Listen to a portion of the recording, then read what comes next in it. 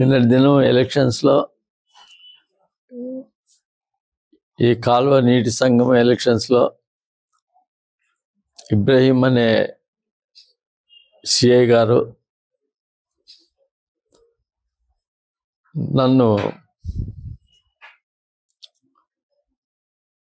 పేరు పెట్టి ఎమ్మెల్యే అయితే మాకేమి, నీవెవరా మాకు చెప్పనీకే అనేటువంటి మాటలు మాట్లాడినందువల్ల ఇవాళ ఉదయం మా వైఎస్ఆర్ నాయకులు, ఎమ్మెల్యేలు నాయకులు ధారణ నిర్వహించినారు.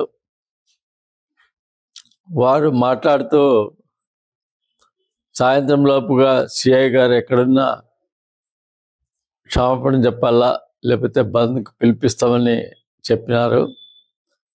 దాని ప్రకారంగా ఏమీ స్పందన లేనందువల్ల మేము ఎమ్మెల్యే పట్టణము బంద్కు పిలిపించినాము. తర్వాత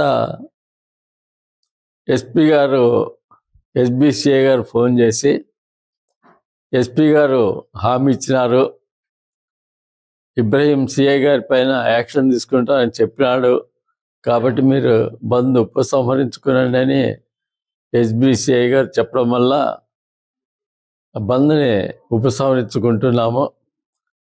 రేపు ఉదయం 11 గంటలకి ఎస్పీ గారు హామీ ఇచ్చినారు, పోయి ఎస్పీ గారితో కలిసి ఆయన పైన యాక్షన్ తీసుకోవాలని కోరుతాం. మరిన్ని వీడియోస్ కోసం ఛానల్ ని సబ్స్క్రైబ్ చేయండి. లేటెస్ట్ అప్డేట్స్ కోసం వాట్సాప్ ఛానల్ ని ఫాలో అవ్వండి. ఆ లింక్ డిస్క్రిప్షన్ లో ఉంది.